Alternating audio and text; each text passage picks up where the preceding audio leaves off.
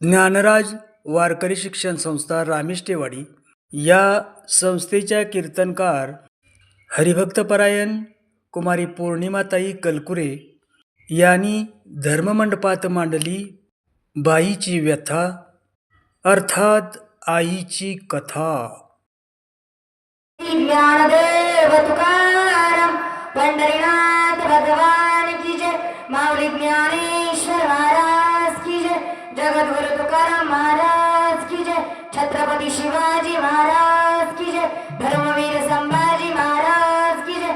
सनातन हिंदू धर्म की जय. हात खाली घ्या. रामकृष्ण हरी.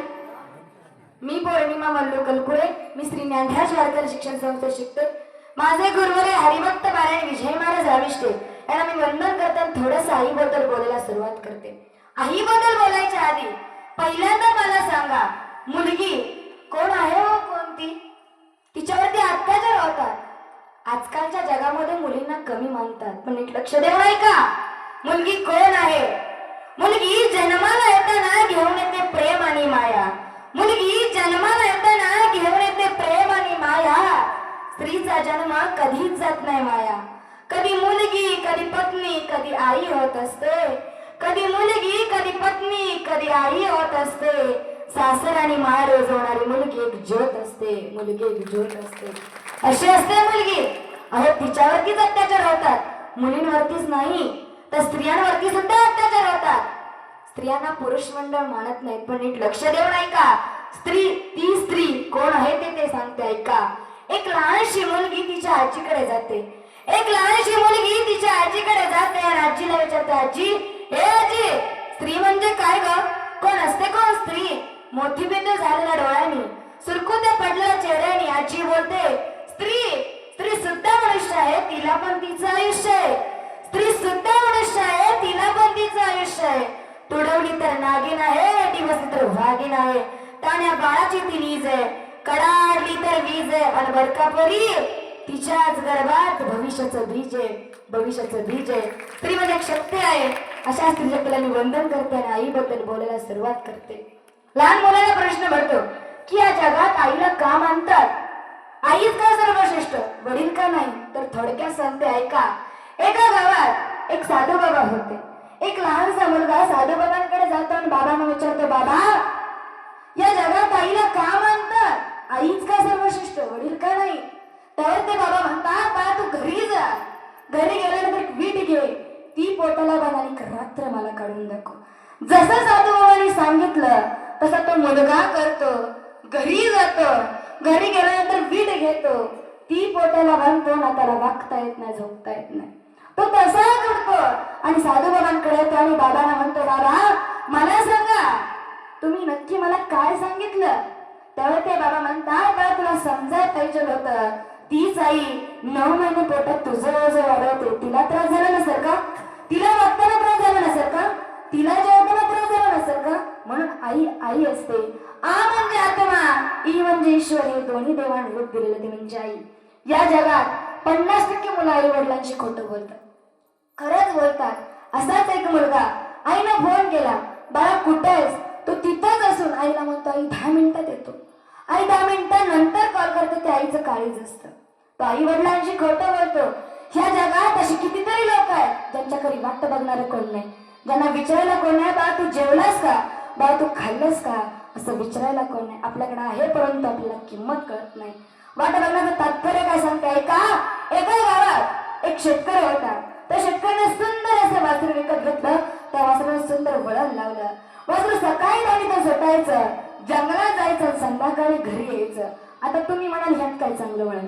ते म्हणजे असं, जंगलात जात असताना दोन्ही साईडला गवत होती. वासरू गवतात न तोंड घालता सरळ जायचं, सरळ यायचं. गावकरी त्या वासरावरती व मालकावरती खूप खुश होती. मित्रांनो एक सांगू का, ज्यावेळी आपण एखादं चांगलं काम करतो ना, तर फक्त आपली पाठ थोपवली जात नाही, आपल्या आई वडिलांची, आपल्या गुरुजनांची, आपल्या शिक्षकांची सुद्धा पाठ थोपवली जाते. तसंच त्या वासराच्या मालकाची सुद्धा पाठ थोपवली गेली. गावकरी त्या वासरावरती व मालकावरती खूप खुश होते. वासराचा नित्यक्रम चालू होता. असाच एक दिवस श्रावण महिना होता, हिरवंगार गवत पडलं होतं. वासरू चरत चरत खोलवर गेलं. त्याला कळलंच नाही की रात्र कधी झाली. अंधार पडला. त्याच्या लक्षात आलं की आता आपण वाट चुकलो. ते म्हणतात ना, दुष्काळात 13वा महिना. बरोबर तसंच झालं. वासराच्या पुढे वाघ उभा होता. वासरू खूप भिलं, जीवाच्या आतंकाला पळू लागलं. वाघही त्याच्या पाठीमागे पळाला. वाघ मात्र खुश होता, कारण आज त्याला खुसखुशीत अशी काळीच खायला भेटणार होती. वासरू खूप लांब वर गेला आणि एका गोल खड्ड्यात पडलं. वाघही त्या खड्ड्यात पडला. आता वाघाचं आणि वासराचं 2 फुटाचं अंतर राहिलं होतं. वासरू खूप पिलं होतं. वासरानं दीर्घ श्वास घेतला आणि वाघाकडे बघितलं. थोडंसं असलं. वाघ म्हणला, का रे बाबा, का असलास? तुला एक ना एक दिवस मरायचंच आहे. ते फक्त तू माझ्याकडून मरणार होता, ते तुझं तू मरणार आहे. तर ते वासरू म्हणतं, वेट अँड वॉच, जरा थांब आणि बघ. इकडे शेतकरी चिंतेत पडला. रोज सकाळी सोडलेलं वासरू संध्याकाळी घरी येतं, अजून कसं काय आलं नाही. म्हणून शेतकऱ्याला दिवा घेतला. गावकऱ्यांना संघ घेऊन जंगलात गेला. बघतं तर काय, एका गोल खड्ड्यात वासरू आणि वाघ होता. आता तुम्ही मला सांगा, शेतकरी वाघाला बाहेर काढावर का वासराला? शेतकऱ्याने एक दोरी घेतली आणि खांब घेतला आणि अलग तसं त्या वासराला बाहेर काढलं. त्यावेळी ते वासरू वाघाला म्हणतं, आपली माणसं आपली असतात, आपली माणसं आपली असतात. उगाचच कुणासाठी जीव धडधडत नाही. ज्याच्या घरी वाट बघणार असतं ना, तो कधीच कुठे अडखळत नाही, तो कधीच कुठे अडखळत नाही. म्हणून मित्रांनो सांगते, आई वडिलांशी खोटं बोलू नका. ज्या जगात 50% मुलं आई वडिलांना मानतात आणि 50% नाही. अशीच एक कथा आहे, नीट लक्ष देऊ नाही का? सत्य घटना आहे. एक लहानसा मुलगा होता, इयत्ता 5वीच्या वर्गात शिकत होता. त्याची आई आंधळी होती महाराज. तो 5वीच्या वर्गात शिकत होता. एके दिवशी तो शाळेत गेला. यायला त्याला उशीर झाला. आई उंबऱ्यापाशी वाट बघत बसली होती. माझं लेकरू अजून का आलं नाही? 10ला शाळा भरते, 5ला सुटते. 5 वाजून गेले, माझं बाळ अजून आलं नाही. आई कशी बशी आहे, रस्त्यावर पुढे चालत चालत येते. त्यावेळी त्याला चाहूल लागते की समोरून कोणीतरी आले. तिचा मुलगा समोर येतो. आईला म्हणतो, आई, ए आई, का आलीस ग तू? तुला सांगितलं ना येत जाऊ नको. मला तुझी लाज वाटते की तू माझी आहेस. सर्व मुलं मला चिडवतात की तुझे आंधळी, तुझ्या आंधळी, मला नाही आवडत, तू येत जाऊ नको. आई खूप रडते. घरी येते आणि तीच आई त्याच मुलाला चहा पाणी देते. काही वर्षांनी तोच मुलगा इयत्ता 10वीच्या वर्गात जातो. त्याचा क्लास सुरू असतात. डबा विसरला म्हणून आई डबा घेऊन शाळेत जाते. मित्रमंडळी त्या मुलाला विचारतात, कोण आहे ही म्हातारी? काय लिहित, काय काम आहे हिचं? स्वतःची आई असून स्वतःचं लेकरू स्वतःच्या आईला म्हणतं, कोण आई, हिला मी ओळखत नाही, कुठून आल्या ही मला माहित नाही. आई म्हणते, माझं लेकरू मला असं का म्हणतंय? काय माझी चूक आहे? 9 महिने पोटात काढलं ही चूक आहे का? जन्माला घातलं ही चूक आहे? काय चूक आहे? घरी येते आई. तो मुलगा घरी येतो आणि आईला म्हणतो, आई, मला इथं शिकायचं नाही, लांब घाल, मी माझं शिक्षण बाहेर पूर्ण करीन, मला तुझं तोंडही बघायचं नाही. दिवसभर शेतात कष्ट करून घाम गाळून ती आई त्या मुलाला मुंबईला शिकायला पाठवते. तो मुलगा चांगलं शिक्षण पूर्ण करतो, त्याला एक नोकरी लागते. तरी सुद्धा आईला सांगत नाही, आई मला एक नोकरी लागली.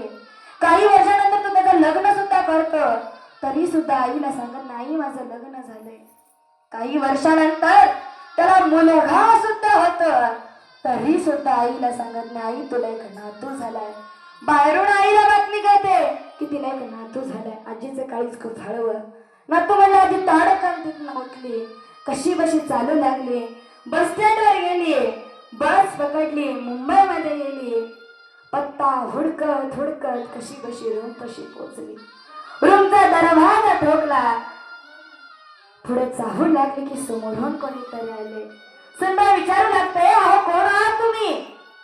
का आला तिथं? काय काम आहे तुमचं? तेव्हा ती आई काय म्हणते ऐका. तेव्हा ती आई म्हणते, खूप दिवस झालं, खूप वर्ष झालं, मी माझ्या लेकराला पाहिलं नाही. एकदा माझी त्याची गाठ पडू द्या. एकदा, खूप दिवस झाला मी त्याला भेटली नाही. एकदा माझी त्याची गाठ पडू द्या. सुनबाई हाक मारते, अहो ऐकता का हो, तुम्हाला कोणतरी भेटायला बघा. मुलगा पळत येतो. बघून सुद्धा न बघितलं करतो, दरवाजा झाकतो. आईचं मन तुटतं. आई गावी येते आणि हार्ट अटॅकने मरून जाते.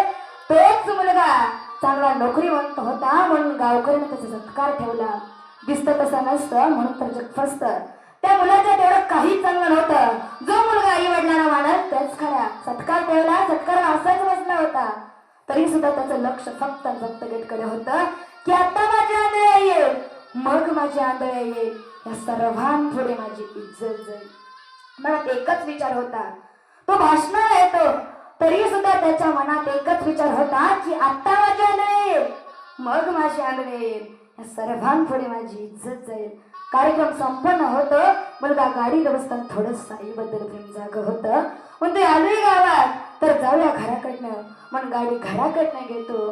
बघतो तर घराला कुलूप. गाडीतून खाली उतरतो आणि शेजारच्या काकूना म्हणतो, काकू ओ काकू, कुठे आहे माझी आई? बोलवा तिला. काकू म्हणतात, तुझी आई गेली. गेली म्हणजे कुठे गेली? तुम्हाला सांगून नाही गेली, देवा घरी गेले बाळा, देवा घरी गेले.